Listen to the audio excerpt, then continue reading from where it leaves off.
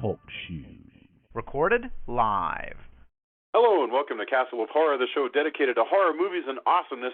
This week we continue our series on the Hannibal Lecter movies with Hannibal, directed by Ridley Scott.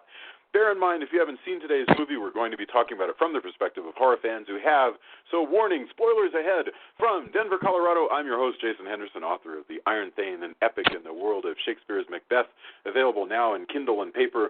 With me from Austin is Mr. Drew Edwards, editor-in-chief of HorrorMovies.net, writer for Rockabilly Online, and creator and writer of the long-running comic Halloween Man. Say hello, Drew.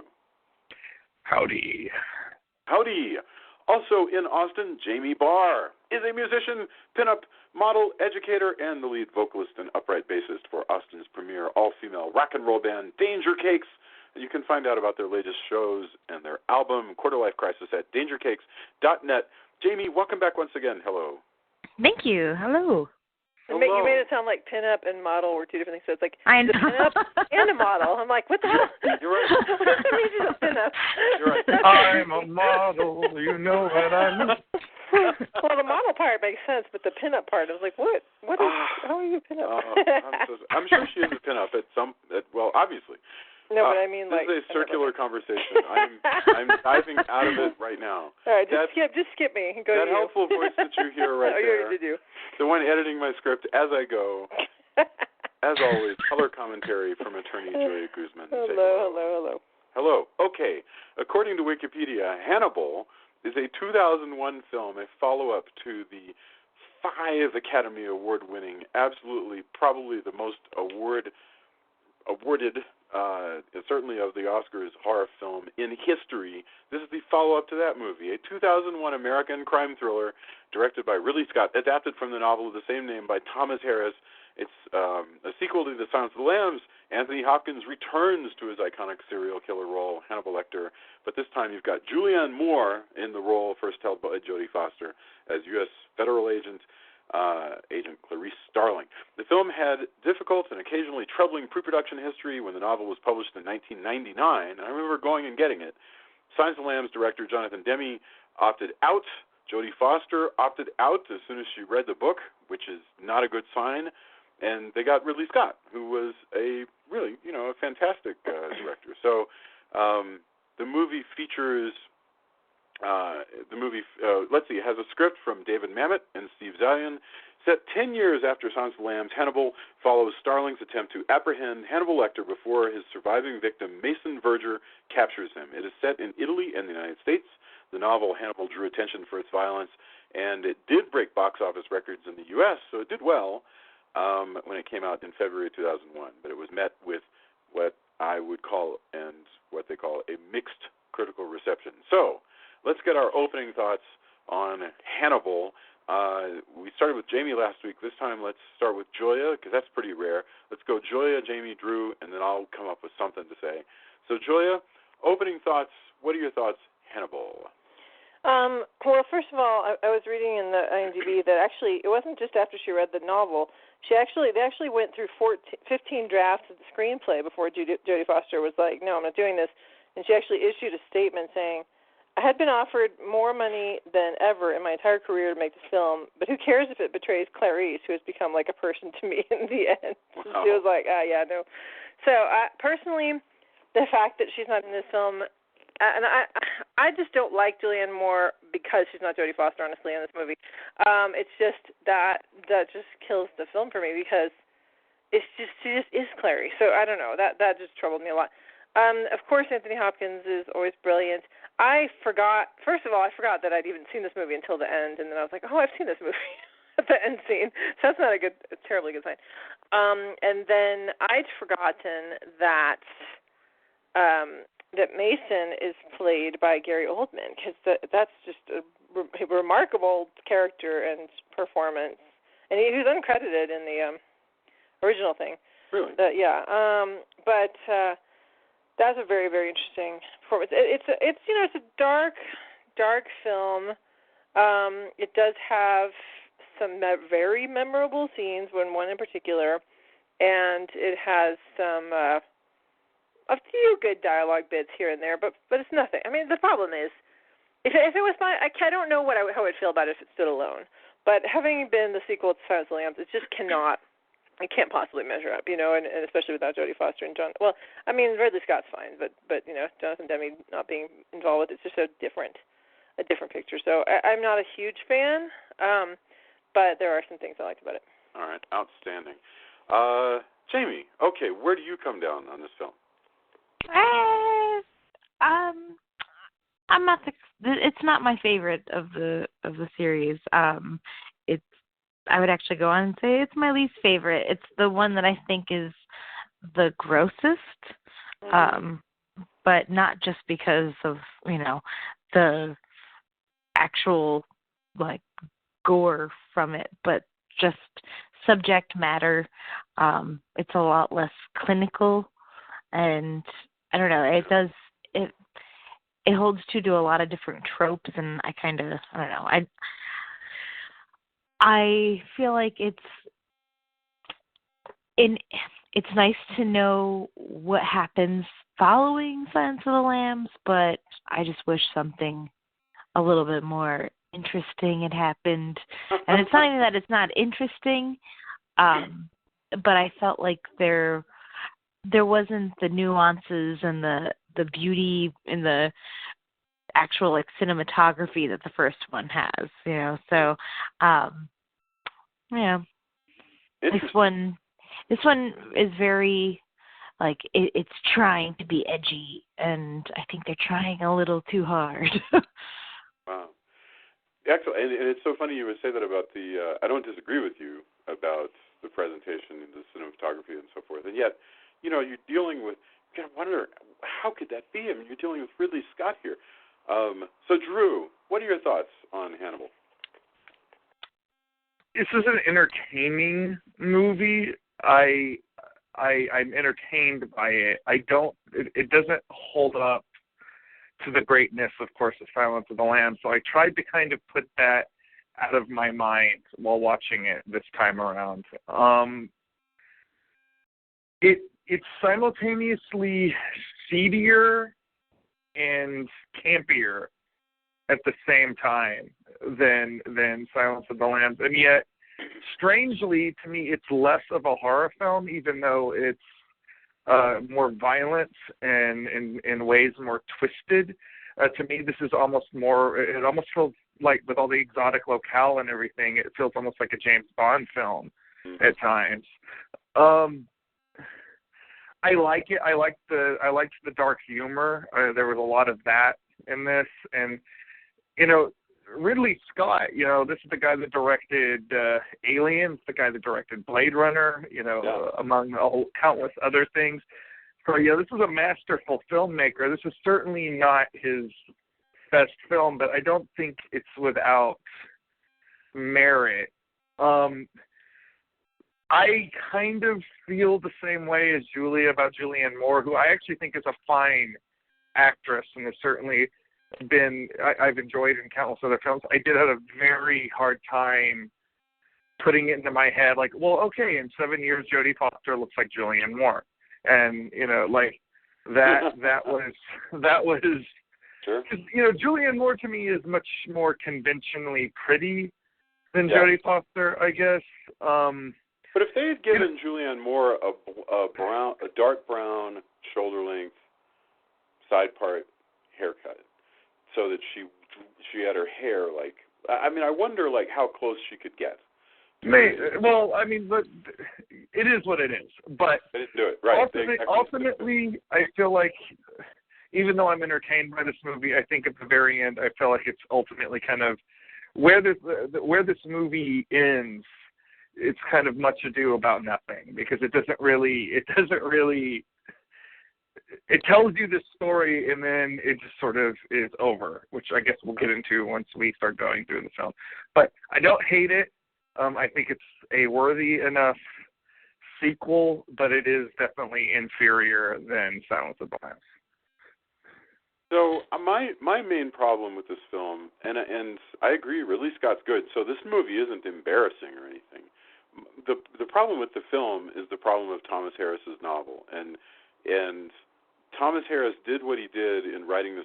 I'm not even talking about the ending of the book compared with the movie, but basically, so let's assume that nobody had seen Manhunter, okay? So Red Dragon wasn't filmed. So we're just talking about the universe of the novels and the fact that Silence of the Lambs exist. So Thomas Harris hits on a perfectly cool formula that he does Red Dragon, and it's, a sort of like a difficult FBI agent consults with Hannibal Lecter to catch a serial killer. And then that was a hit, and so he came back with Silence of the Lambs, which is exactly the same thing. Different FBI agent, but it's difficult, iconoclastic FBI agent consults with Hannibal Lecter to catch a serial killer. And in that one, Hannibal gets away. That's the only deviation from Red Dragon. They are two books that track exactly with one another. He sets up a rhythm. And in this one, it's not FBI agent consults with Hannibal Lecter to catch a serial killer. This is a fugitive story. It's like a weird side story, and you're like, hey, what, he could have, and it's probably for reasons that are very logical to him. He could very well have said, okay, well, I know it's got to be Hannibal Lecter consults an FBI agent consults Hannibal Lecter to catch a serial killer, but last we saw Hannibal, he got away, so maybe Clarice or a new FBI agent hunts Hannibal Lecter down and consults with him. They were gonna have he helps that other guy, the Italian guy, to catch. You know how he said, like, oh, you got kicked off that case. Yes. They had the B plot of him helping the Italian guy catch that other dude. But that would have been and here's the thing. This is by the way exactly what we talked about in The Exorcist. Remember where I said, if you really want me to be more or less happy with this, all you really got to do is the same movie again with a few different elements. I'd be fine with that. But instead, I think because Thomas Harris was already bored, he said, I'm not going to do that. Instead, this is going to be The Fugitive. It's going to be about, her hunting him before the worst people catch him, and then it's an exotic. That's why you're feeling, Drew, like it's a James Bond movie, is because it is totally different. It's a thriller. It has nothing to do with what you've come to expect from Silence of the Lambs, and therefore you walk into it and you're inevitably disappointed, even if they're like, look how hard we are dancing to impress you.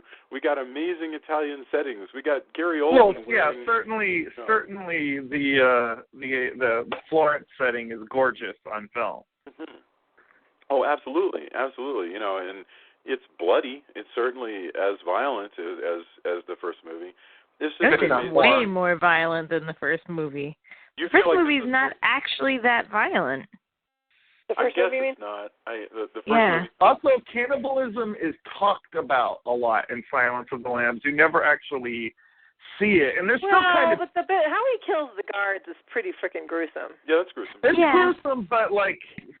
In this one, there's nothing in Silence of the Lambs that makes me squirm about the dinner sequence in this film. That's because the dinner sequence is stretched out for so long.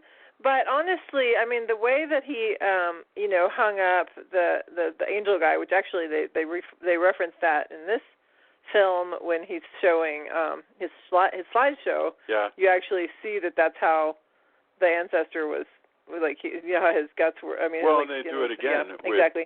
But but that whole thing that was pretty gruesome. And then his taking the guy's face off is pretty gruesome. But the thing is, they don't stretch it out. You're not just with the faceless character. Well, this is also, but none of that is actually cannibalism, which is what this character is famous for. In this, we actually see him make a meal out of somebody who is still alive.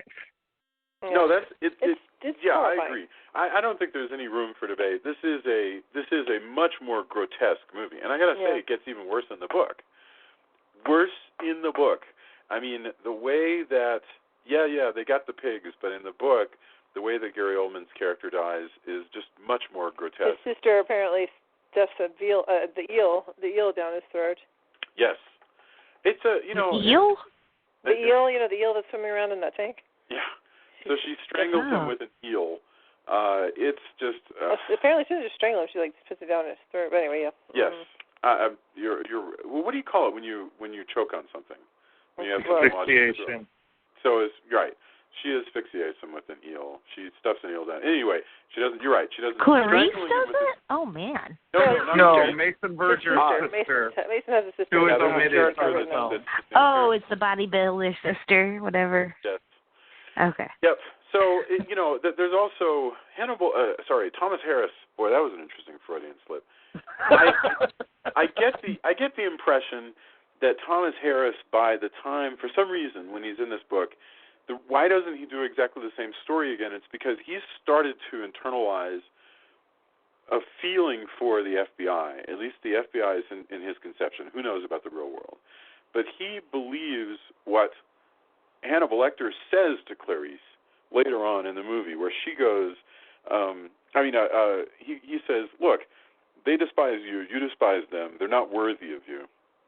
And that's why the book was so, he basically didn't want to do it anymore. He did, whereas it's so fun in Silence of the Lambs, watching these extremely competent people like do their thing, like studying, like I guess it's more in Red Dragon. I have to say though, like if they had done another film, like you're saying, you would have been happy. I'm with another of that. I actually find Manhunter, and we'll get into that if and when we get to that, and to a lesser degree Red Dragon, to be very tiresome because it's so cops and robbers. So I actually do. Yeah, I actually, even though I do think this pales compared to Silence of the Lambs, I do like that they did something drastically different, which is this sort of twisted James Bond film with Hannibal Lecter as James Bond, and Hannibal Lecter really he's an anti-hero in this movie. He's not even like an out-and-out villain, because we now learn more about his MO, and he kills people he finds distasteful. Yeah. And that's certainly that's true. That's true. Certainly. So let's actually, as our first topic, can we talk about Clarice? I think it'd be worth. Let's just start there, right there. So, how we feel. What is the good and bad about Julianne Moore as Clarice Starling? And anybody can. Well, first of all, her accent is just wrong. You feel like the accent's off. Yep. Yeah. I mean, it's different from the accents in the first movie. I couldn't even tell you whether it really sounds like a West Virginia accent or not. Honestly, I mean, but you kind of, it was so charming the way that Jodie Foster did it with that sort of like, it was very throaty. Like she kept her voice sort of back in her throat. She's like, "You see a lot, doctor." I mean, that kind of, and Julianne Moore is just doing a totally different thing. Her accent, I agree. Well, Julianne Moore's accent is a little bit more put on. It sounds kind of Texas in a way. And towards the end of the movie, I don't even remember it being there. So she may even kind of drop it. Well, I mean, a draw, to an untrained ear, I mean, a draw is going to sound like a draw, like. Yeah. And maybe Julianne Moore just isn't that good at pulling the southern accent out of her brain, and let alone making the distinction between all the different sub accents that you have to. Yeah. It's a much more movie sounding southern drawl. Like Jodie Foster's is a lot more authentic sounding to me. Mm-hmm. It sounds right to me. I couldn't tell you if it really is. I know what a Texas accent sounds like. I couldn't tell you, but I will tell you I believed it. So that it did what it was supposed to do, which is I totally believed that Jodie Foster Clarice was this girl who done good but came from a tiny little town in West Virginia, and good nutrition had given her length of bone, although not much, to be sure. I mean, because Jodie Foster and Julianne Moore are both seem to be fairly short women in these movies.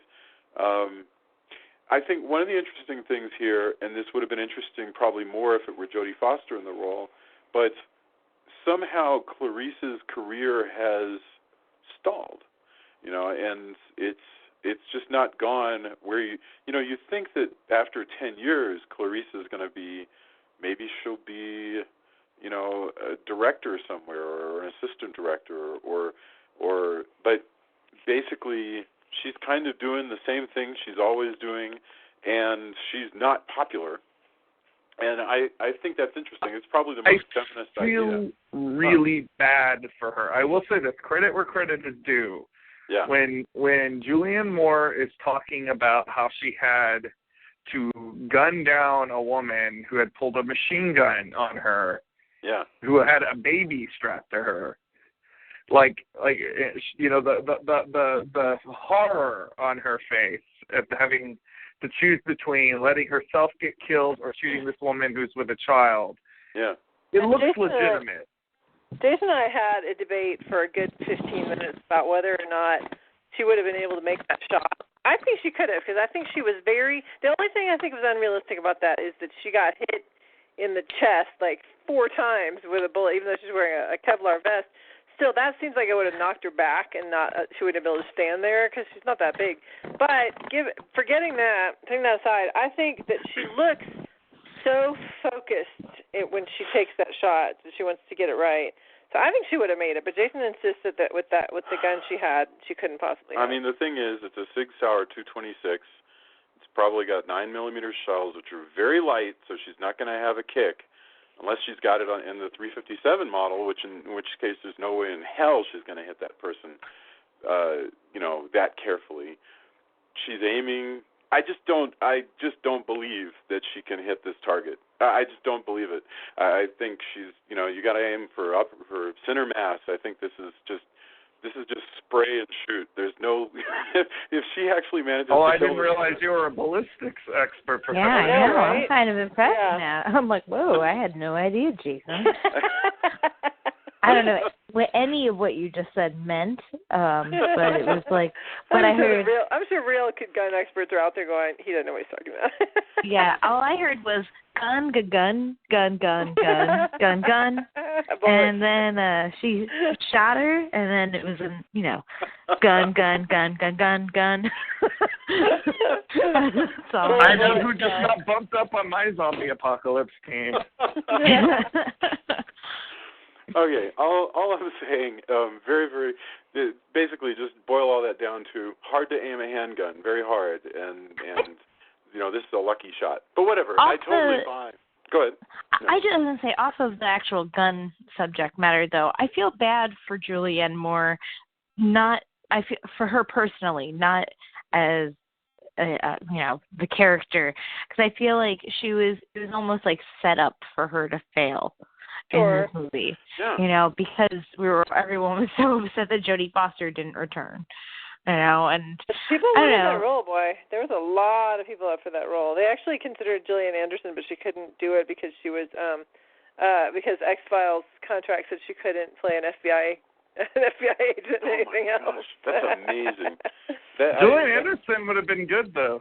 Yeah, of course. She would. She would absolutely have just been Scully again. Yeah, I mean, okay, there's a thing in the book that I don't know if... See, and this is maybe just a problem with the adaptation, is that everybody's vaguely unhappy with Clarice, but there's no particular reason unless they're just all sexist and they just don't like her. Everybody is seedier in this movie. Like, Clarice is a little seedier. They bring back Barney. They bring back Barney, and he's seedier. And... they have kind of boiled all of the all the leering glances that we see in Silence of the Lambs have kind of been fused into this one creep played by Ray Liotta. Yes. Which we find out she has had a relationship with him in the past. Yeah. He attempted to have a relationship, and he told her to go home to his wife. She told him. Right. Yeah, right. I was going to say, I wouldn't call that a relationship. I would call that an attempt. So I got the impression that they had had something and it went south. Yeah, I thought so too. But no, because she says that. No, she says I told you to go home to your wife. I don't buy that at all. Yeah, okay. She says. Yeah. Well, anyway, whatever the shape of their relationship is, in the book he makes it clear again just through an omniscient narrator. I mean, there's nothing happens other than what you see here, but the narrator makes it clear that her problem with Ray Liotta has caused her entire career to derail, so that people, she's not getting the best assignments. He is just kind of poisoning everything against her. Sometimes out loud, but sometimes just through tiny little machinations, which is ugly as hell. I mean, it's so depressing. You know, this is the woman that you watched really advance and was so smart and had survived the last. Well, what happened to Will Graham? Will Graham is referred to as a burnout drunk somewhere in Florida, and he doesn't show up. But he could have. I mean, Thomas Harris is God of this universe. He could have done anything he wanted. He could have brought Will Graham back. There's nothing at the end of that book that indicates that Will Graham isn't going to do well. That's the thing, is Thomas Harris defied everybody's expectations, and he has every right to do that, but people just didn't quite know. Well, I get the sense, I mean, I haven't read the book. I read the synopsis on Wikipedia while preparing for this. But I get the sense that both Thomas Harris and Ridley Scott kind of wanted to do almost like a splatterpunk version of this. Like it's a lot seedier. Yeah. Everything is like, because like Silence of the Lambs is like almost like what I would call like FBI gothic. Like this is like the only Hannibal Lecter remains superhuman. You know, like even Mason Verger, who is kind of a supervillain, he's a pathetic supervillain. You know, he's not awesome and Dracula-like like Hannibal Lecter. Yeah, no, you're right. You're absolutely right. Or like the fact that James Gumb, who was pathetic in the last one, still, the Buffalo Bill, was still a legendary creature. But I mean, count the ways that. In fact, we should get into. Okay, we talked about Clarice.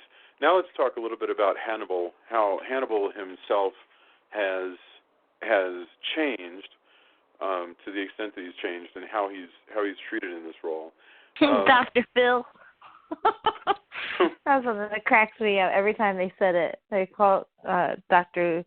Lecter's name is Dr. Phil. Dr. Phil, Dr. Phil from Oprah. Oh, right. No, it's Dr. Fell. Oh, yeah, no. His name is Dr. Fell, F-E-A-L-L. Yeah, it does sound like Dr. Phil. Dr. Fell is based on this little nursery rhyme. Well, I remember, I remember, I do not like the Dr. Fell, the reason why I cannot tell, but that's all I remember. So Thomas Harris is jacking around. He likes to do things like that, include references, and so here Lecter has chosen this name from this verse, but I have no idea. This is something I did not look up. I don't know the source of that verse. So he's living in this amazing apartment in Italy. Yeah. He's working as a professor. I imagine he killed his predecessor. Probably. Right. That's the investigation. That's the crime that they're investigating, right? Exactly. Giancarlo Giannini. They kind of introduce a story that could have, as Julia pointed out. Well, no, it was filmed. It was actually filmed. That they had this other. He was trying to help him catch Il Mostro, or whatever his name was. Good Christ! Yeah, that's but amazing. They just cut it out. Okay, well, anyway, let me dominated the whole film. Let me tell you the rhyming thing though first. It says in the IMDb, it says Dr. Fell is taken from a rhyming epigram. What's an epigram? It's a hidden message, basically. Oh, okay. By 17th century English satirist Thomas Browne. I do not love thee, Dr. Fell, the reason why I cannot tell, but this alone I know full well, I do not love thee, Dr. Fell. The alias also reference to Silence of the Lambs book, where James Gumb lived on Fell Street. Dr. Fell could also be referenced to the 1979 play I Do Not Like Thee, Dr. Fell, by Irish playwright Bernard Farrell, which parodies American psychobabble, or it could refer to the earlier movie Room to Let, where a new tenant in 1904 London named Dr. Fell is suspected by the neighbors of being the infamous Jack the Ripper. So it's kind of all over the place as far as that goes.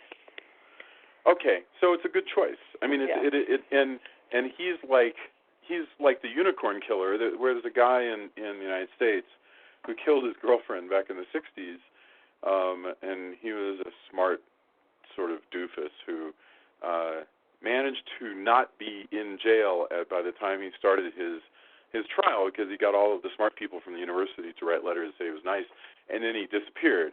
And for years, he actually he wound up in France, just off the grid, working at a university as exactly like this, using his prodigious brain to just pretend to be an itinerant, expatriated American professor in France.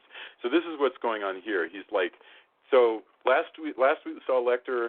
He was in a cage. Now everything that was there about him, now he can sort of live out loud. He's gained weight. He's a gourmand. He's eating well. He's smoking his groovy Italian cigarettes or whatever the hell they are. And he's got this beautiful villa that he murdered somebody to take. So tell me this, though. Giancarlo Giannini, if I said that right, and I apologize if I didn't, is a local detective who is at first investigating the disappearance of the guy who Dr. Fell has replaced. And we know, because there's no other choice, that Hannibal did it. Giancarlo comes around, talks to Hannibal, Dr. Fell, and asks these questions. And Dr. Fell, Hannibal, basically just trips all over himself trying to make himself look guilty. And my question is, why does he do that? I mean, because he's bored. He pretty much says he wants to return to public life. Yeah. I have to say, this is something I remarked to Jamie when we were watching the film. But really, even though it's a really cool hat, it really bothered me that Hannibal Lecter was wearing his hat indoors, Mr. Manners himself. I thought that was very, very out of character. There is something weird about the mannerliness of Lecter, that because he's kind of crazy as well, he doesn't... Kind of. Yeah. Yes, he's substantially crazy, I guess, is but I mean, you're right, he'll do something like that. It had not dawned on me, but I think it's another good example. He'll do things that don't fit at all with proper decorum. He'll like eating people. Well, like murdering and eating people, but he'll suddenly be insulting, or he'll suddenly slip into an accent, or like you said, he'll use a hat. It's like he only does all of this mannered performance in order to set up a rhythm through which he can show off how deviant he is. Like sexually hitting on Giancarlo Giannini's girlfriend, wife, whatever she is. Did they? I actually, it wasn't clear to me whether that was his. He says his wife. He says his wife. Yeah, I'm his seriously young thinking wife. about eating your wife. I'm giving great thought to eating your wife. Yes. And I think when he's hitting on her, that's actually a predatory animal licking his chops. Is really what it is.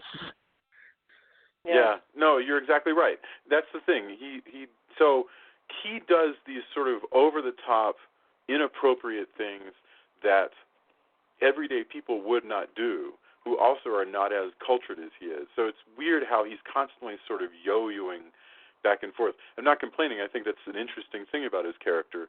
But, you could expect him. That's why, for instance, when he's talking to Clarice in the first one, he's sure to curse at her. He goes, do you think that Jack Crawford pictures scenarios and fucking and stuff?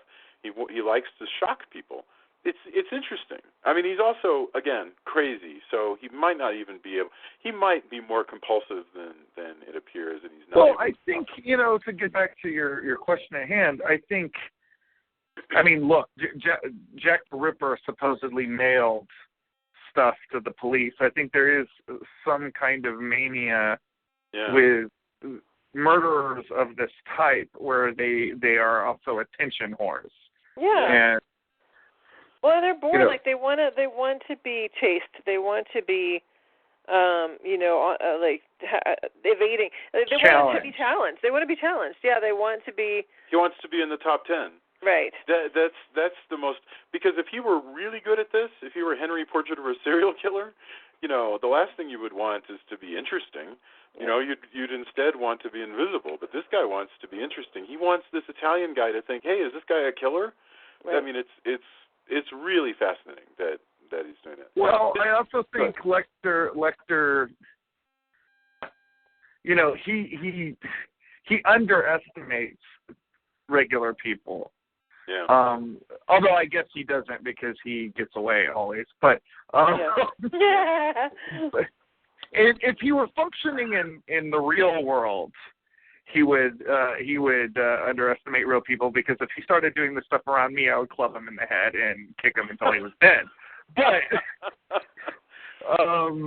yeah, I mean, but also, in the universe, he is the Superman of his universe. He is the Batman of his universe, which is kind of a messed up universe.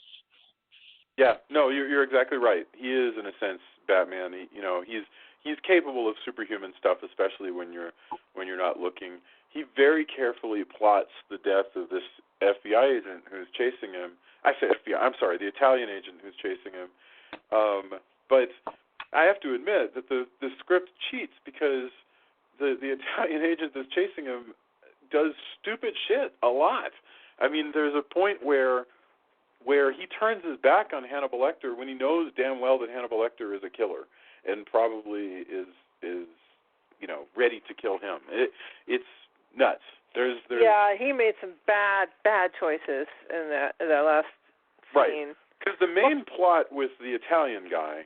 So the plots of this film are, besides Clarice is hunting for Hannibal and is going to start getting messages from him when we dovetail with the Italian story. And there's Mason Verger, who we'll talk about in a second, who is also hunting for Hannibal. But the Italian plot, which is, I think, the most interesting thing going on, and it's the same scene that he references in the previous movie about where it's talking about the Duomo from the Belvedere, or whatever. That's where they open. The Duomo scene from the Belvedere. So this is he has this thing for Florence. So this Italian detective gets it in his head that when he figures out that Hannibal Lecter is the guy who is here teaching at the university, and he's just stumbled across him because he's investigating this murder that Lecter actually did. He goes, this is Hannibal Lecter. This guy's worth a lot of money. I'm going to maneuver a way to arrest him, bring him in myself, hand him over to Mason Verger, this rich guy who wants him, because I'll make a lot of money that way.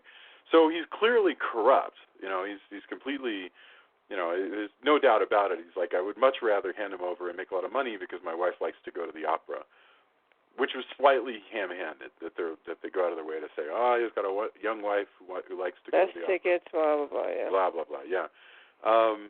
But this actor, has anybody seen this guy before? I have. Giancarlo Giannini? What have you seen him in?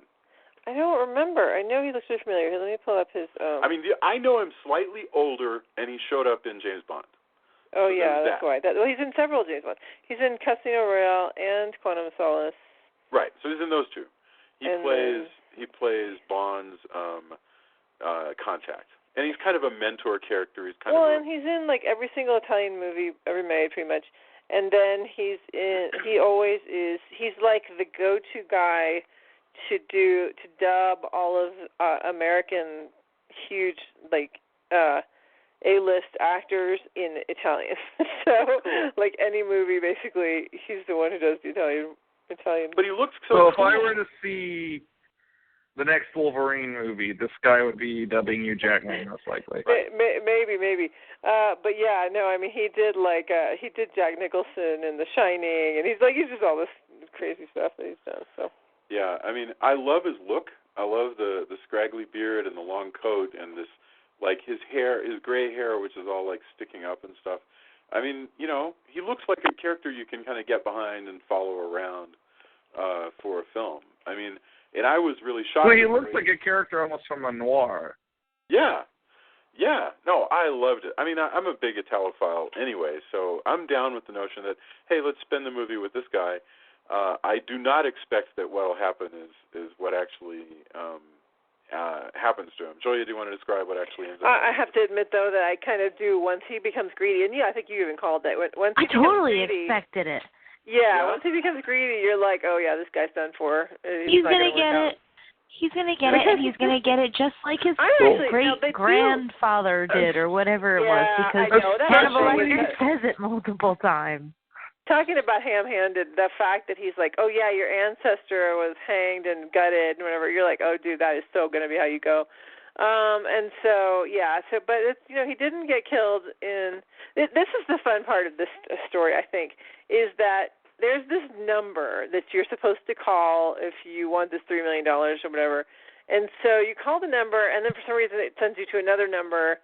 And at that number, they tell you you're going to have to, if you want to show that it's him, you have to get his fingerprints and send them in, on something, whatever.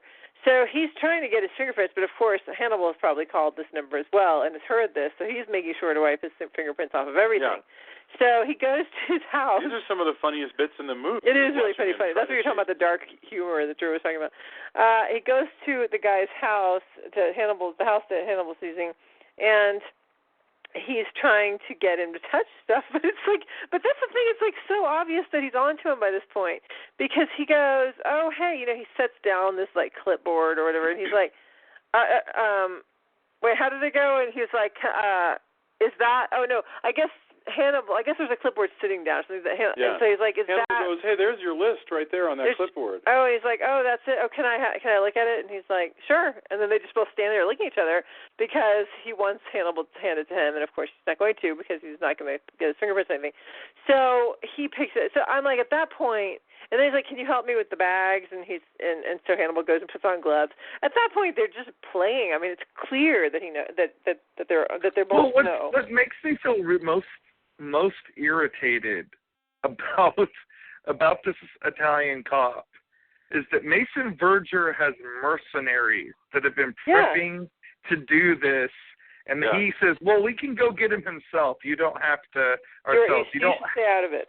Yeah, he does this all for the glory at this point. He wants to be the big bad guy who took down Hannibal Lecter. When he could have let Mason Verger's goon squad do this, and they probably, judging by what happens later, they probably would have been a little bit more successful than this guy was. Maybe, but that one guy does get killed pretty quickly and pretty efficiently. So I think that even so, it would have been a little bit more difficult to do his whole big stage production that he does. But he still would have killed those guys because he does end up killing the one. So anyway, so he does this big production where he's presenting to at this library, what's it called, I don't remember, the something library. But anyway, the Italian library. It doesn't matter because we're Americans and we're watching it, and it's like, I don't know. Yeah, but anyway, but that's the real set. They actually did film there. I mean, I don't know if they did the hanging thing, but anyway. So he is doing this slideshow, Dr. Fell is, to people about all his expertise. And, of course, he's an expert on Dante Alighieri and all this. And so he's just showing these pictures. And then everybody leaves, and he's like, oh, hey, let's hang out for a bit or whatever, to the inspector. And the inspector's like, oh, yeah, cool, fine. So he goes, oh, I forgot to show this one picture. This is actually a rendition of your ancestor who got hanged and gutted. So then, go check that out. So there's that. And so while he's looking at it, of course, he comes up behind him and chloroforms him or whatever and ties him up to a dolly just like he had been strapped to, in the past. And goes to the window where there's all these people outside, and nobody looks up, which is completely, I don't think is realistic. I don't think that's realistic at all, because if somebody brings somebody strapped on a dolly to the balcony, people are going to notice. But anyway, and then he proceeds to put a noose around his neck, and he's gagged, and he's like, I'm thinking about eating your wife and all this. I don't know. And then he's like, what do you think? Should you do entrails in or out? And he goes, I'll decide for you. And then he slashes him down the abdomen, pushes him down so that he's hanging. His guts just fall out, which are actually like sheep intestines, what they end up using. But his guts fall out, and everybody's of course freaking out down below, including the two morons that were supposed to be helping him not helping him, but catching Hannibal for Mason Verger. Sure. And so because they're so smart, they split up. And so, of course, Hannibal's able to kill one pretty quickly, and then Did he kill them both, or did he get away from the other? No, he kills the younger brother, and now I'm trying to remember how he winds up in Mason's custody. In fact, the brother. They capture the goon squad. Oh, I get it. Yeah, the goon squad captures him in America. Although I even find myself questioning, why does he import Italian mercenaries to capture a guy in the United States? Wouldn't it have made more sense to hire new people who might not be quite so doofusy? I mean, I don't know. These are his guys. Why do you think that they were doofusy, Drew? I feel like... Because they just don't seem very bright. It's like Julia's saying. Why? Like, they don't seem very good at their jobs. What is it that they were just told that he was going to basically lead them to Hannibal?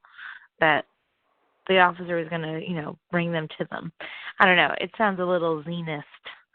I'm saying like why them these Italian guys? Oh. It's a little convenient for me.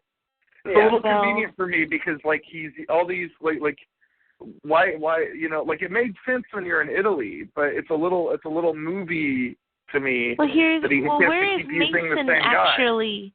Where is Mason supposed to actually be? Mason and his somewhere in New England. Yeah, somewhere tucked away in New England. And the Italian boys, they have their pig farm. So that's the connection, by the way, because they both have pigs. The actual estate is in North Carolina. Okay.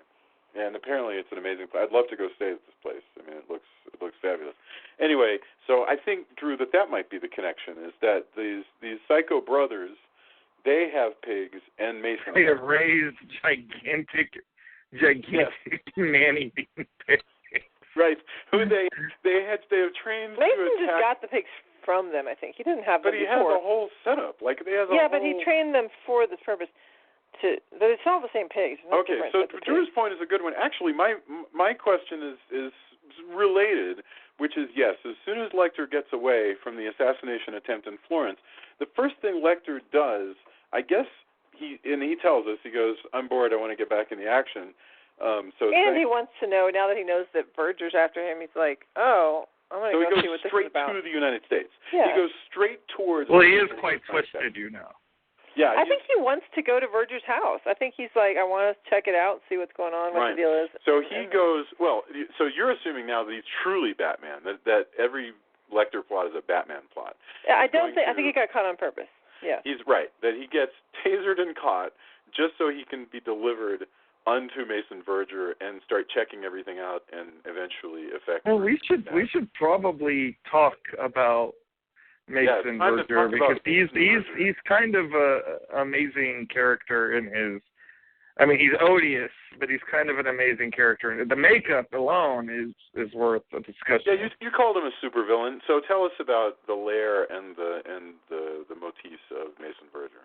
Well, Mason Verger comes from some wealthy old money family, and he's a pedophile that was a patient of Hannibal Lecter's, and Hannibal Lecter visited him at his home, slipped him some drugs, and when Mason Verger was under the influence of these drugs, Hannibal Lecter somehow convinced him that it would be a good idea to attempt to cut his own face off and feed it to his dogs. Right. When you say slip him drugs, he took them willingly. He took them willingly.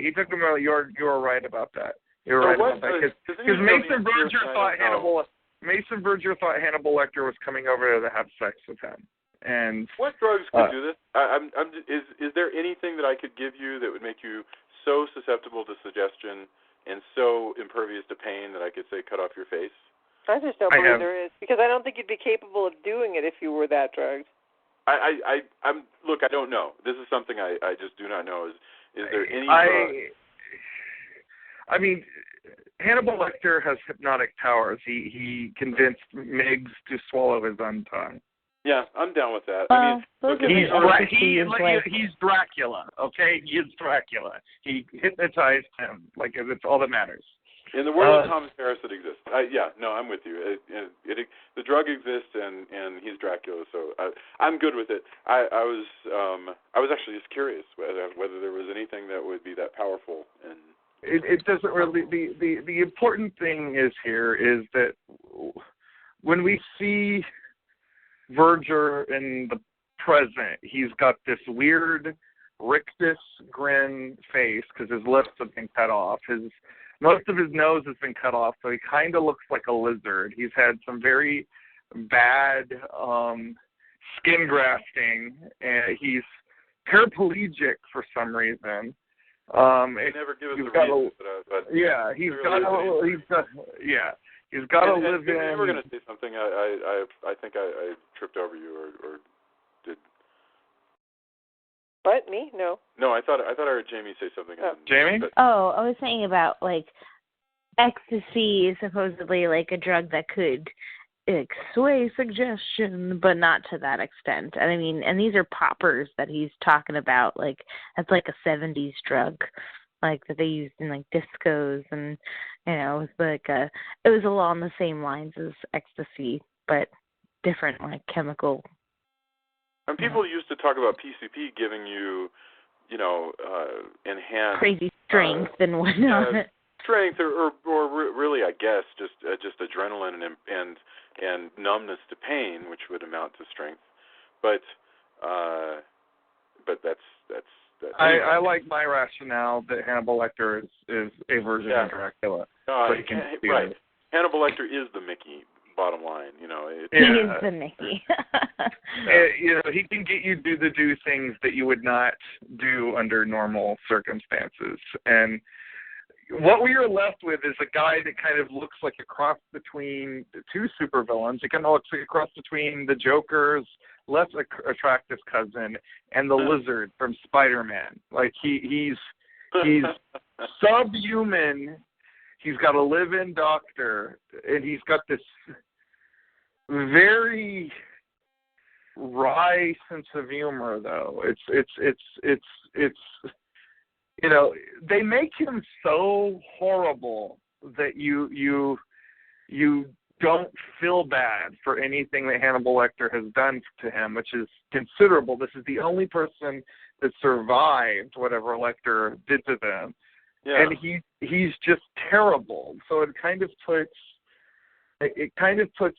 Lecter in a better light than he probably deserves to be, because this guy's, Lecter plans everything right. I mean, he goes, like, in other words, he could have killed Mason Verger. There's a point later where Mason will say, "I bet you wished you'd killed me."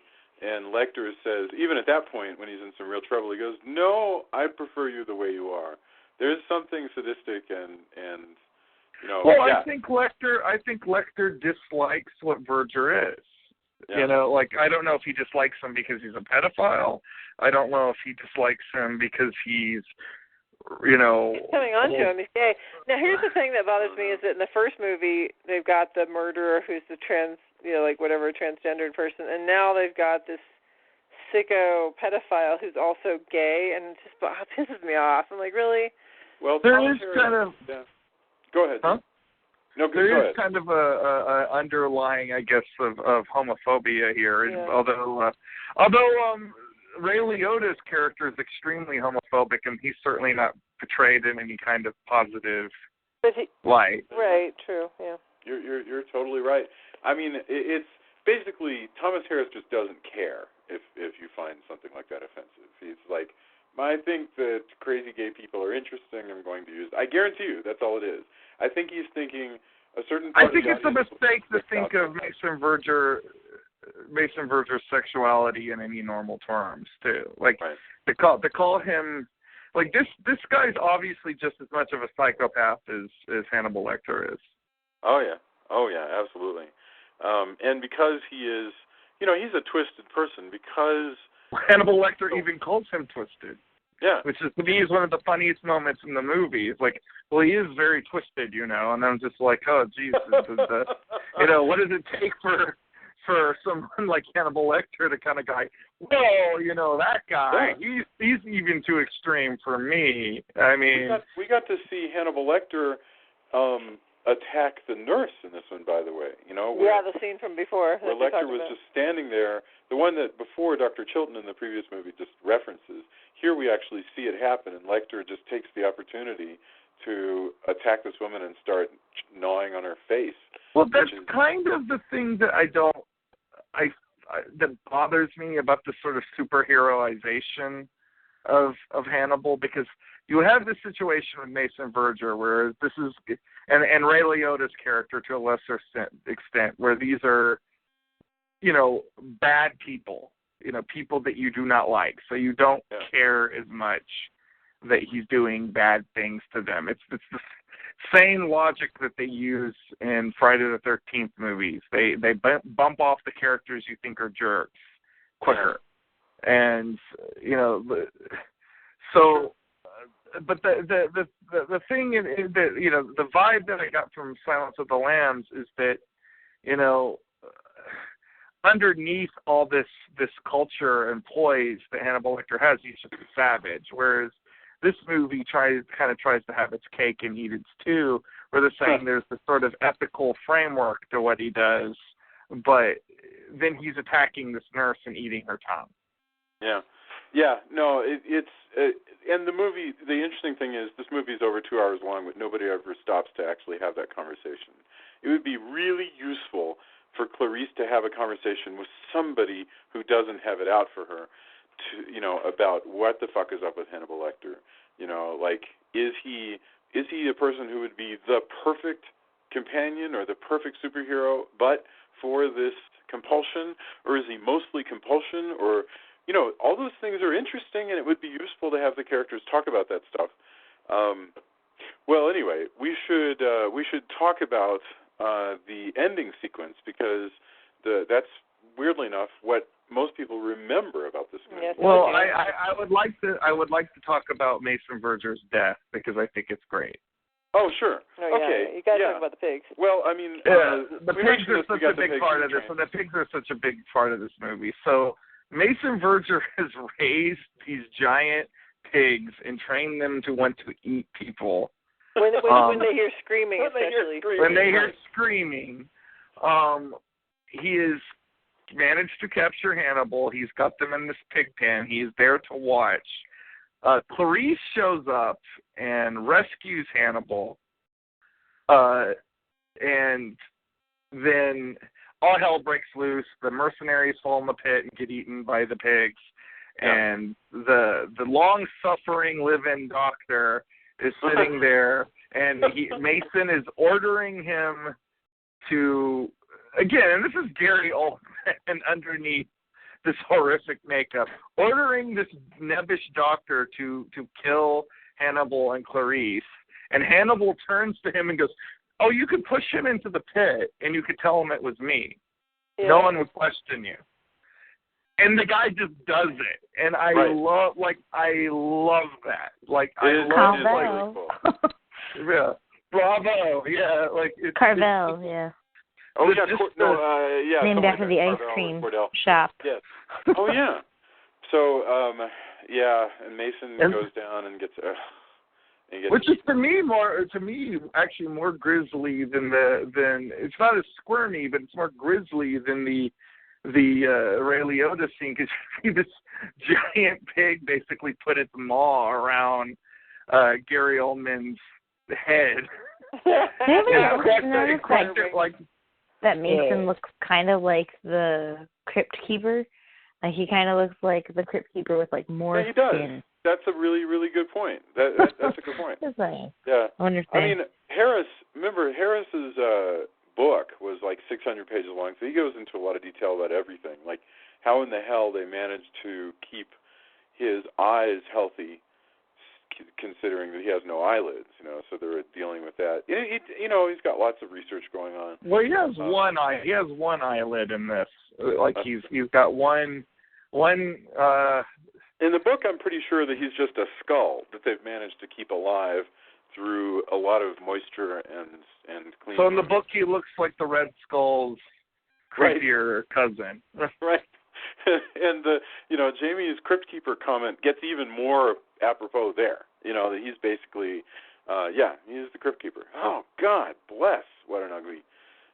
Basically, everything bad that happens to Mason, he probably deserves. Well, he deserves, yeah. Yeah. Well, the whole thing about, like, him having a camp, or his father had a summer camp, and, you know, or any of the little boys would do anything for a candy bar, and just, like, he's so, I mean, his insides match the outside. Like, no, you're well, that's why I think Hannibal Lecter says I prefer you as you are, because it's like a more honest presentation of what this guy is. Truly horrible. Yeah. The book and what I read from the synopsis, Mason Verger buys a orphanage just so he can call up the kids and say mean things to them, and like that's just, this is a rotten, barely human. Sometimes Thomas Harris is just jacking with you. I mean, I really get the impression that you know, in this book especially, there's just a lot of real reaching for the worst stuff that he can think of. Not complaining, it's his book, he can do whatever he wants. I'm just saying that's absurd. Like I said, it's the splatterpunk thing though. Like it does have that real, like, in your face, which is why I think honestly Ridley Scott may be a better choice for this version of Hannibal Lecter than Jonathan Demme might have played it a little too timid. Yeah. Okay. So anyway, Verger's dead. So now all that's left is Lecter's abducted Clarice. Yeah, Lecter wants Clarice for himself, and also is angered at since he's Batman, he knows everything there is to know about everybody, and he knows that her career has been derailed by Ray Liotta. So, well, Ray Liotta also wrote a fake Hannibal Lecter letter. Oh, that's right. And released it to the media. Yeah, that's right. Anyway, so he knows that Ray Liotta is the main problem in her life. So, for reasons that are complicated, to get closer to her, I suppose, he captures her, he drugs her, he puts her into a nice dress, he captures Ray Liotta. He's at Ray Liotta's house, but he captures Ray Liotta, and we get to this final scene. Jamie or Julia, would you like to walk us through the... Jamie can do it. Oh, gosh. Well... The buttered Liotta scene? Julianne Moore gets shot at, right. Well, you know, in the pig pen. And Hannibal Lecter sweeps her off her feet. Sounds like a euphemism. And carries her. Yeah. Well, and then he whisks her away to the Ray Liotta's boathouse. And you know, he stitches her up, gets her all dolled up after she's all stitched up in like a Gucci evening gown. With no bra, so clearly he's having fun in there. It's a nice gown. I don't know. Is he that crass? It's like, nice I want to look at Clarice's breast. Gucci. Oh yeah. It's hard for me to tell just how exactly earthy he is. I can never tell. Anyway, go ahead, Gucci. Yes. Go ahead. But yeah, she's all drugged up from the morphine from the bullet wound, and you know, Dr. Hannibal Lecter's little surgical procedure, and then she smells something cooking, comes downstairs, and she's all like drunk, and there's Ray Liotta strapped to a chair, still kind of being a dick. With a baseball cap on. Yeah. Yeah. And would you say he had a baseball cap on? Yeah, he had a baseball cap on. Yeah, a baseball cap on. Oh, I couldn't. His head's been shaved so that Lecter could remove the skull cap. Yeah, but when she sees him, he's not. She just sees the baseball cap. I kind of feel like that backwards baseball cap is a bit of Lecter's commentary on what he thinks about this guy. Right. That he's a dunce. I was going to say, they didn't have his head shaved, though, because his hair is... Because I remember being like, they've already had to have sawed his head open to get to his brain. And then Hannibal Lecter proceeds to use a scalpel, which I was like, an X-Acto knife is not going to get through bone. So, I mean, it's kind of... No, he had a bone cutter that was on the island. Exactly, and you see that it already there, but, like, you know, it was just strange, but he just had, like, you know, it was like a fitted lid, per se. Yeah. Maybe that's why. Right. Maybe that's the best. The baseball hat was really just the lid, haha, you know. Yeah. But anyways, and he's proceeding to pull apart Ray Liotta's brain and saute it with some shallots, I think, and some white wine. Yeah, and you know. Although he's obviously on something, because he's even though he's acting in character, he's acting very strange. Oh yeah, no, clearly he's not scared. He's got more of the super drugs that he gave Gary Oldman for everybody. So he's because he seems like he's up, like he's very awake and very like chipper, like, but he's also obviously pretty numb. Right. Well, and also not. He's not worried about it. So he's definitely drunk and high some way. I mean, you can have brain surgery and be awake. That happens because they'll ask. They often do that because they'll ask people, hey, they want to make sure they're not hitting the wrong. Yeah, say the alphabet for me. Do whatever. So but in those cases, you know that you're having brain surgery. That's the whole point.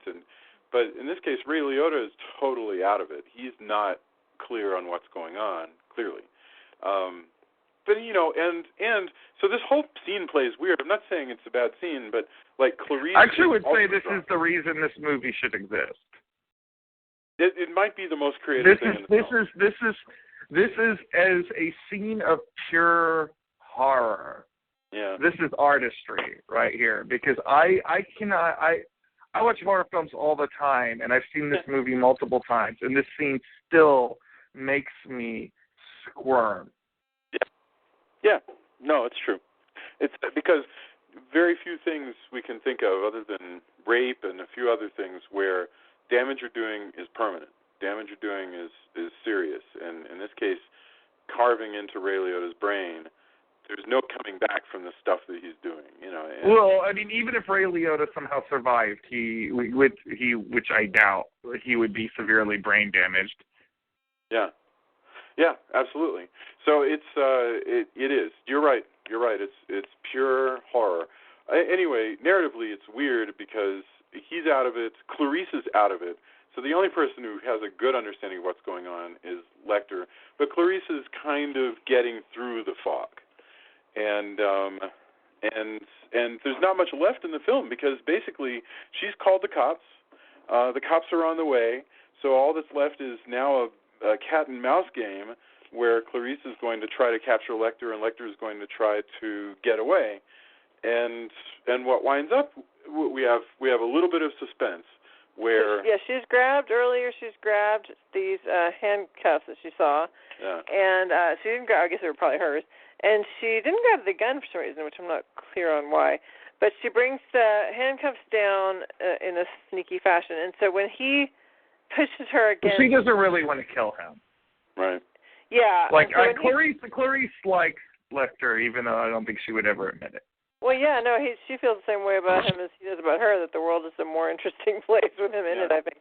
But anyway, so he pushes her up against the refrigerator and goes to kisses her, and she slaps the handcuffs around both of their wrists, and he is taken aback by that. He did not see that coming. And the cops are coming now. You can hear the sirens.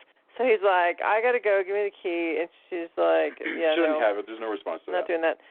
So he goes, he grabs this very, very sharp knife, and he's like above the wrist or below it, and he's just kind of sliding the knife around on her wrist. And you realize, oh, there's only one way out of this for him, and that's, losing a hand. And so, but you assume when he goes to, chop, and she screams out that she has now lost her hand. But the very next shot, she's got her two hands and he is nowhere to be found. Well, he's well, like, I mean, there's a weird Beauty and the Beast story going on here. Like he loves her as much as he is capable of, and she doesn't want to kill him. She just wants him locked back up. She admires him.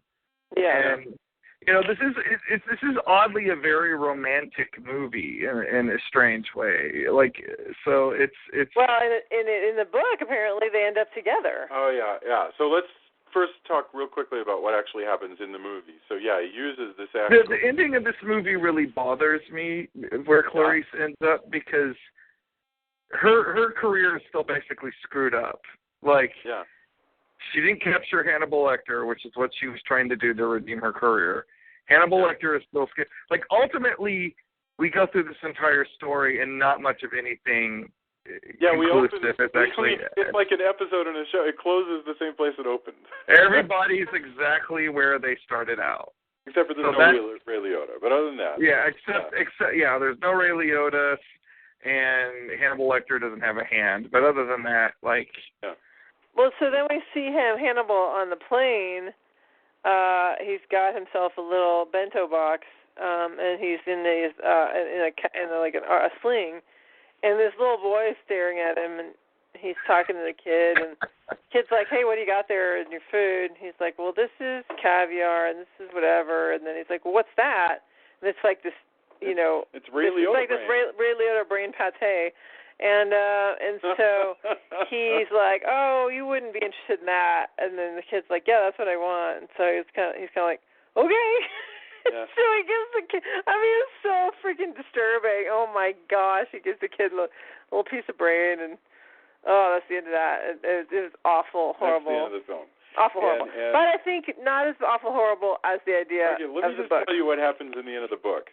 At the end of the book, I read with wide-eyed astonishment, and I literally could not quite understand what I was reading. It was so weird and also quick, and I couldn't tell if, like, Thomas Harris maybe was high when he was writing it. Regardless, Clarice is high, or maybe she's just finally come around to Lecter's way of thinking. I don't remember exactly. And she becomes, there was something involving, he arranges a kind of a saying goodbye to her dead father so she can make her peace with her own psychological blah, blah, blah. And then she gives herself to him sexually and by offering up her breasts, and then they run away together, and they go to, like, Florence or whatever. They travel the world as, like, a couple of really hot gourmands. That's the end of the book. They not making this up. And doesn't she eat Ray Liotta's character with him? I think so. It's been so long, but I do remember, like, what? Like, this is so ridiculous. This is not remotely where, but where I thought any of this was going. But on the other hand, I guess from Harris's perspective, he's like, listen, you said you like surprises. This is a surprise. So. That was also the last book with Clarice Starling in it. Even Harris realized I got nowhere to go. I have. Well, and then Anthony Hopkins wrote his own screenplay about the end of Hannibal, but it didn't get made into anything. I'm fascinated. I would love to read a bootleg of that. That sounds good. That sounds crazy. Okay, we should get our final thoughts on Hannibal. So we'll go in the same order that we did before. I think it was Julia, Jamie, Drew, and then I'll go. So, Julia, final thoughts, Hannibal. Yeah, I'm probably going to forget that I watched it again this time next year. I'll be like, how come we didn't do Hannibal when we did the Lecter series? No, I don't know. As much as there are, like, we've had plenty to talk about, and there are some interesting scenes, it just doesn't hold together. For me, it's not, the story doesn't work, and I don't know, it just wasn't my cup of tea, but of course we have to see it because, I mean, it would have been wrong not to, but didn't love it so much. Outstanding. Jamie, what do you got for us? Well, it's not the worst movie you'll ever see in the world, and, it is entertaining enough. So, I mean, I'd say, hey, give it a go, especially if you're a fan of the other movies. But don't have high hopes for it that it's going to be the cinematic masterpiece, because it's not. And, you know, hopefully you'll have had a nice dinner before you go and watch this movie, as it's a little hard to make it through if you decide to do dinner and a movie. Don't do it at the same time while watching this one. But you know, so don't watch this. Not one to watch at the Alamo Theater. Yeah, I would. They actually do occasionally the cannibal buffets where they'll show cannibal. Yeah, and I'm sure they serve lamb chops as well. But beef liver pate. Yeah. But you know, it's not the worst movie ever. So I'd say go if you're into Silence of the Lambs, give it a go.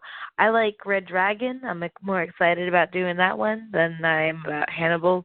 But you know, it's something. Excellent. All right. Drew, so final thoughts on this movie we've spent a couple hours with, Hannibal. You know, I think I probably like this movie the best out of a lot of us. I like the dinner scene. I like the weird sense of humor about this movie. It's very much in line, I think, in many respects, with my own darker sense of humor at times. But and I liked, I didn't talk about it very much, but I actually really liked seeing Barney again, that they brought back that character. I always found that character very likable in Silence of the Lambs, so I enjoyed seeing a little more of him, although I made me kind of sad that he's been reduced to selling Hannibal Lecter memorabilia for money. But I enjoyed this movie. I don't think it's perfect, but it is certainly not a bad film on a whole. It's just not. It's just the fact that Silence of the Lambs is so good. Yeah, I hear you. All right. Oh, that leaves me. I mean, my only thought is that I would have been so much happier if this had basically been just a retread of Red Dragon and Silence of the Lambs with some new tricks and a different serial killer. I would have been fine with that. Would have been completely fine with yet another, FBI agent consults Hannibal Lecter and they catch a serial killer. But Thomas Harris wanted to challenge himself and come up with something different, and that's what he did. And you kind of have to admire his willingness to just kind of thumb his nose at everybody and go, I'm taking this story in places where I think it should go, and I don't care. Also, the movie is a hit, so I don't know exactly what I'm complaining about as far as that goes. So that's cool. I can't wait to get to Red Dragon, because I think that'll be hopefully that'll be this character back sort of where he belongs, which is as a pent-up piece of energy instead of energy that's just kind of running wild. Let's do some endorsements. Whatever it is that you are reading or watching or thinking about that you want other people to check out in the next week or so. Jamie, Julia, what do you got for us? I can't remember if we talked about Finding Dory last week already or not, but that was a super cute movie.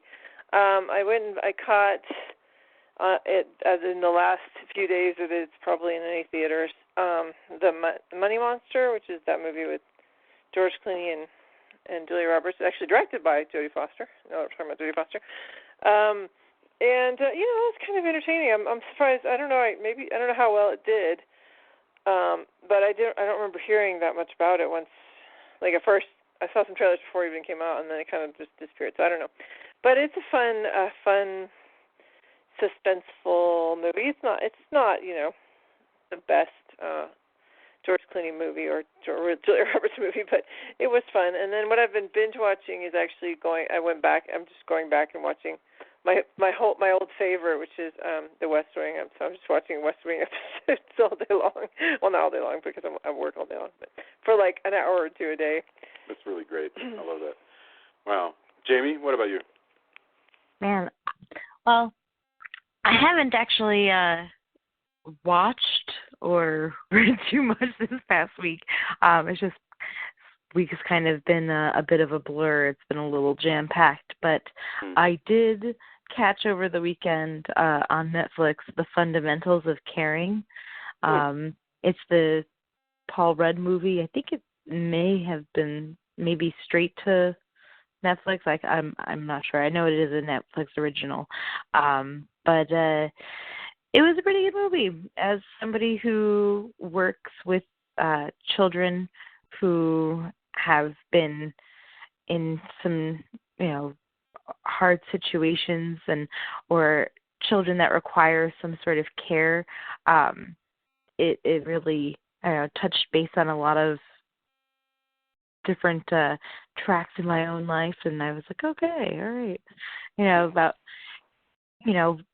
caring but not caring too much, but which is basically if you're a decent person, hard to do. But I don't know, it was good. It verged on the point of being like a tearjerker, but it had enough comedy in it that you didn't actually, lose it too much. And for once, and I'm a crier when it comes to movies. Drew can attest to this. It's pathetic. I've cried in many episodes of Doctor Who. I cried at one of the Spider-Man movies, like in the movies. Possible. Yeah. Every time they killed Uncle Ben, you're a mess. Yeah, it's true. It's true. And I know it's coming. But I was proud of myself that even though this movie I felt like it was there, I did not go over and it felt like Paul Rudd, it's a movie where most comedians have to have a serious piece every few years, it seems like, like something that's going to tug on the heartstrings, show that they can do drama alongside their comedic skills. But this one is good, but it doesn't make you hate yourself afterwards or, feel like, oh God, the world is such a terrible place. It's actually, it's pretty moving. So I'd say I'd recommend it. I'd give it a shot if you're up for something a little on the emotional side. Nice. Wow, okay. Joy, I'm sorry. Drew. We did Joy, so it's Drew, yes. I picked up the hardcover of First Wave from DC Comics at Half Price Books over the weekend. This comic's several years old now. It's by Brian Azzarello and Rags Morales. It's a very odd thing in DC's catalog because it comes from a time where they had acquired the rights to both Will Eisner's The Spirit and Doc Savage, along with Justice Inc. So they decided to create one of their many alternate DC Earths, where there is a team up between early superheroes like the Spirit and the gun-toting, lethal as hell early version of Batman. And I have to say, if you cannot get behind that version of Batman, because this is implicitly Batman from 1938 who carries 45 automatics and shoots people. This sounds great. And Doc Savage. So what you have is pulp characters like the Avenger and Doc Savage teaming up with Golden Age superheroes to fight James Bond-esque global terrorists who want to create Neo-Atlantis and take over the world. It's not perfect. There's probably too much going on. They try to cram in too many characters, but it's really entertaining. And if you like that sensibility, if big clunky robots and giant lizards and desert islands and volcano bases and all that sort of stuff makes you happy, then this is going to have a lot of a lot of that. It's worth it just to see Doc Savage and the Spirit on the same comic book page together, because this will probably never occur ever again. and this is probably, I'm a pretty big fan of Rags Morales from his run on Justice Society, but this is probably the best artwork of his entire career. Like, he really nails all these characters and kind of boils them down to their purest essence. So I really, my only disappointment is they had a design for a pulp version of Black Canary, who was going to be portrayed as Middle Eastern, and they didn't manage to fit her in, even though they managed to fit in at least 15 characters from the various properties that they worked in. So that's, what was the name of the series again? It's called First Wave, and they actually had a Doc Savage comic and a Spirit comic that spun out of this, and I kind of wish that DC had a hit and this universe had stuck around, because I think this would be a great home for characters like the Human Bomb and Plastic Man and all these weird Golden Age characters that DC never seems quite to know what to do with. Like, this would have been like the perfect home for them. No, I will definitely check that out. Thank you very much. That's a great tip. My only tip is tomorrow evening we're going to, and there's still room to get tickets for this. The MST3K reunion show is a Fathom event, which means they're going to be recording it live somewhere. I can't remember where, but they record it live. The whole cast is there. In this case, basically everybody who was ever in the cast of MST3K, including the two hosts, Joel Hodgson and Mike Nelson, plus the female team that's been doing really awesome short reviews recently, Bridget Nelson and Mary Jo Pale and Trace Ballou and Frank Conniff and whoever else I'm forgetting right now. And they're all going to be doing this live show, which is tomorrow night. So Julia and I are going to go. Sounds awesome. I will let you know if it was actually cool. So, all right. This was our discussion of Hannibal. If you are listening and you haven't heard our episode on Silence of the Lambs, it's available, of course, and just go back and listen last week, and we'll be back next week, I guess, with Red Dragon. And we got a couple more, and we got some really neat stuff coming up after the Hannibal Lecter series. If you are listening and enjoying this and you think your friends might listen, we encourage you to kidnap them and... No, we don't ever encourage them to kidnap people. We encourage you to kidnap them and saute their brains, right? No, that's Jason and Drew only. As you play the podcast for them. Also, while you're on the way to doing that, if you would stop and leave a review for us on iTunes, it makes a big difference, because I'm serious. People take those reviews really seriously. So tell your friends.